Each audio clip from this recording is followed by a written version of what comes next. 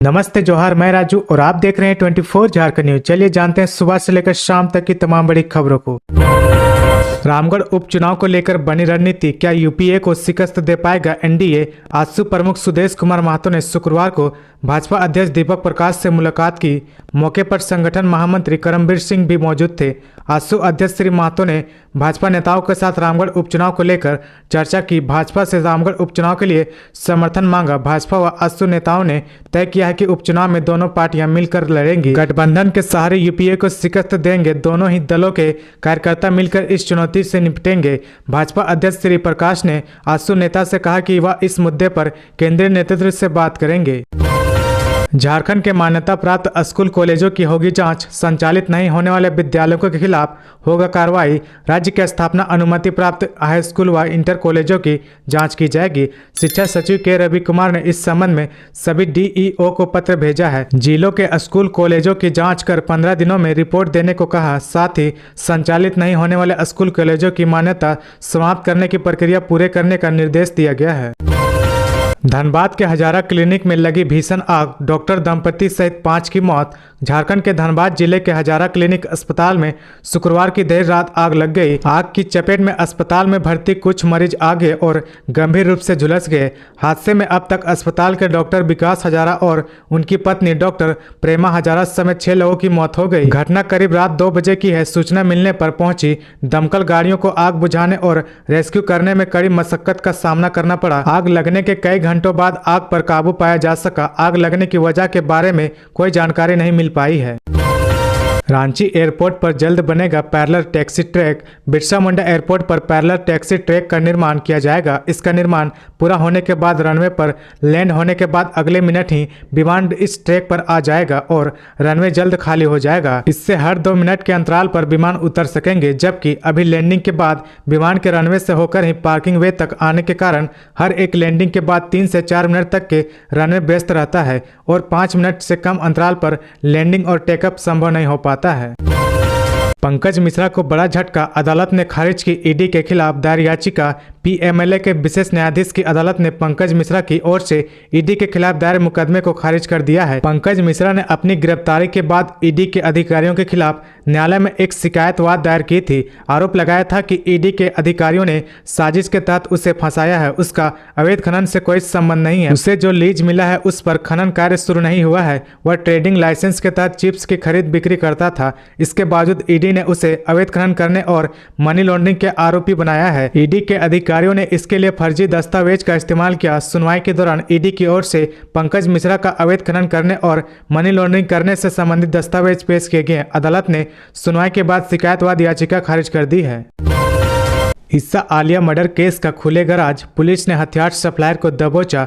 Nagpuri film अभिनेत्री ईसा आलिया हत्याकांड में बंगाल पुलिस ने गोंदा थाना क्षेत्र के श्यामनगर से मोहित कुमार नामक शख्स को गिरफ्तार किया है। आरोप है कि मोहित ने हत्या के लिए हथियार उपलब्ध कराए थे। मोहित को ईसा के पति प्रकाश के साथ फेसबुक चैट और मोबाइल कॉल डिटेल्स के आधार पर पकड़ा गया है। ईसा आलिया के पति प्रकाश ने आलिया की हत्या के 1 सप्ताह पहले तक मोहित से बातें की थी।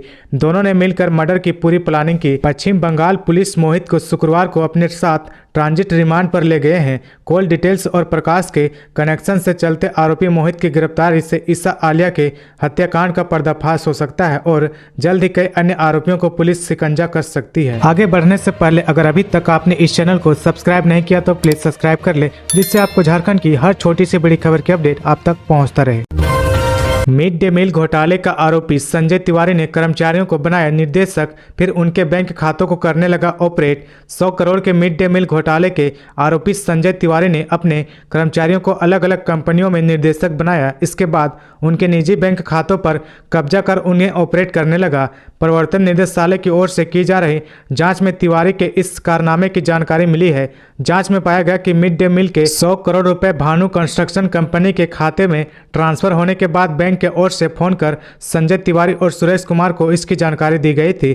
साथ ही ईमेल से भी गलती से पैसा ट्रांसफर होने की जानकारी दी गई थी, लेकिन संजय तिवारी व सुरेश कुमार ने मिलकर यह फैसला लिया था कि वे बैंक नहीं जाएंगे और इस रुपए का इस्तेमाल अपनी व्यापारिक गतिविधियों के लिए करेंगे। इसके बाद संजय तिवारी ने मिड डे मील के पैसों में से 53 करोड़ रुपए दूसरे खाते में ट्रांसफर कर लिया। लोकसभा चुनाव को लेकर बीजेपी ने कसी कमर, सरकार के खिलाफ उतरेगी सड़क पर। भाजपा लोकसभा चुनाव की तैयारी में जुटी है। राज्य सरकार के खिलाफ सड़क पर ताकत दिखाएंगे। आंदोलन की गोलबंदी के साथ चुनावी प्लेटफॉर्म तैयार करेंगे। मार्च महीने में राजधानी में 1 लाख लोगों को जुटाने की योजना है। इसमें जन भागीदारी बढ़ाएंगे। पार्टी ने अब तक कार्यक्रम की तिथि तय नहीं की है। विधानसभा का सत्र के दौरान भी विधानसभा घेराव का कार्यक्रम हो सकता है। पार्टी ने आंदोलन की रूपरेखा बनाई। मार्च में होने वाले राज्य स्तरीय प्रदर्शन के लिए प्रखंडवार व मंडलवार प्रभारी तय किए गए हैं। राज्य में संगठित 513 मंडल में प्रभारी तय किए गए हैं। प्रदेश से लेकर केंद्रीय टीम के पदाधिकारियों और केंद्रीय मंत्रियों को जवाबदेही दी जाएगी। झारखंड की बेटी मेनका की पीएम मोदी ने की तारीफ। प्रधानमंत्री नरेंद्र मोदी ने शुक्रवार को परीक्षा पे चर्चा कार्यक्रम में बच्चों से बातचीत की। झारखंड के स्कूलों में भी कार्यक्रम का प्रशासन किया गया। सिमडेगा जिला की कक्षा 11वीं की छात्रा मेनका कुमारी ने कार्यक्रम के दौरान मंच संचालन किया।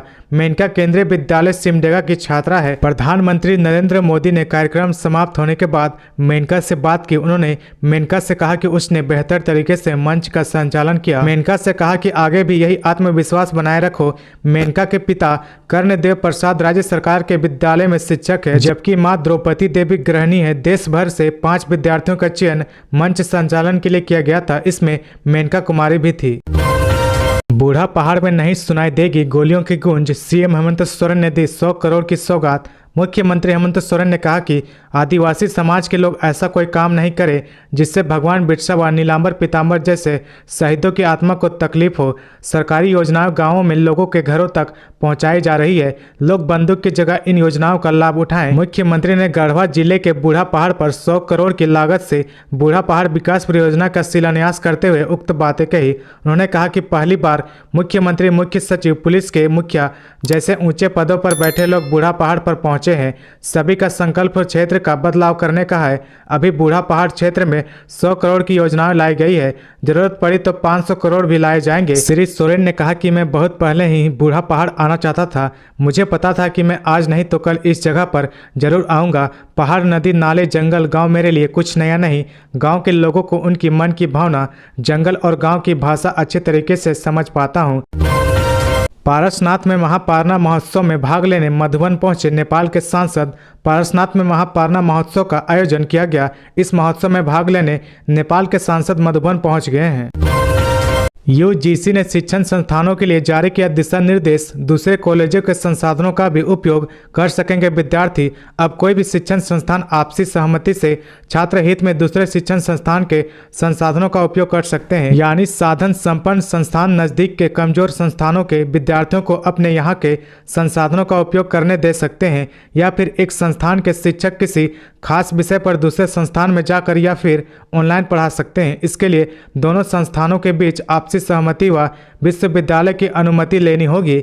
यूजीसी की ओर से इस व्यवस्था को लागू करने के लिए गाइडलाइन जारी कर दी गई है। यूजीसी के अध्यक्ष प्रोफेसर जगदीश कुमार के निर्देश पर सचिव प्रोफेसर रजनीश जैन के सभी विश्वविद्यालय के कुलपति, कॉलेजों के प्राचार्य व उच्च शिक्षण संस्थानों के निर्देशक को पत्र व गाइडलाइन भेजकर इसे लागू करने का निर्देश दिया गया है।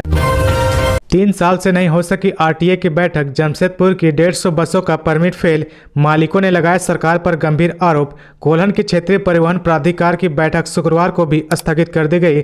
27 जनवरी को सुबह 11 बजे से बैठक आहूत की गई थी, लेकिन अंतिम समय में सूचित किया गया कि मीटिंग स्थगित कर दी गई है। अब यह मीटिंग 3 फरवरी को सुबह 11 बजे आहूत की गई है। कोल्हन के क्षेत्रीय परिवहन प्राधिकार के सचिव सह उप परिवहन आयुक्त की ओर से जारी पत्र में कहा गया है कि किसी कारण से इसको स्थगित किया गया है। करीब 3 साल के बाद राज्य सरकार ने आरटीए का गठन किया। उसके बाद लगातार 3 बार मीटिंग स्थगित की गई है। करीब 150 बसों परमिट के बगैर संचालित हो रही है। यूथ कांग्रेस के प्रदेश सचिव Saurabh Agrawal hit and run मामले में दोषी करार। 30 जनवरी को सुनाई जाएगी सजा। हिट एंड रन मामले में यूथ कांग्रेस के प्रदेश सचिव सौरभ अग्रवाल को पश्चिम सिंहभूम जिला न्यायालय ने दोषी करार दिया है। कोर्ट ने इस मामले में दोषी सौरभ अग्रवाल को सजा सुनाने की तारीख 30 जनवरी मुकर्रर की है। प्रधान जिला सत्र न्यायाधीश विश्वनाथ शुक्ला की कोर्ट ने शुक्रवार को वर्ष 2018 के हिट एंड रन मामले में फैसला सुनाते हुए कांग्रेस नेता सौरभ अग्रवाल को दोषी माना है। प्रसन्न सागर महाराज जी के महापारना में उमड़ी श्रद्धालुओं की भीड़। गिरिडीह जिले के आचार्य प्रसन्न सागर महाराज का महापारना कार्यक्रम था। इस वजह से श्रद्धालुओं के बीच खासा उत्साह देखने को मिला। शनिवार सुबह 8 बजे उन्होंने पारसनाथ पर्वत पर महापारना किया। इस दौरान पूरा पारसनाथ पर्वत महाराज के जयकारों से गूंज उठा। सभी महाराज की एक झलक पाने के लिए आतुर दिख रहे थे। जैसे ही महाराज मंदिर के गुफा से बाहर निकले, महाराज की एक झलक पाने के आतुर श्रद्धालुओं ने महाराज के जयकारे लगाना शुरू कर दिए। तो ये थी आज की झारखंड की टॉप बड़ी खबरें। इसी तरह झारखंड की हर छोटी सी बड़ी खबर देखने के लिए आप हमारे चैनल 24 झारखंड न्यूज को सब्सक्राइब करके बेल आइकन प्रेस कर ले, जिससे आपको झारखंड की हर छोटी सी बड़ी खबर की अपडेट आप तक पहुंचता रहे। तो आज के लिए बस इतना ही। हमें दीजिए इजाजत, फिर मिलते हैं नेक्स्ट न्यूज में।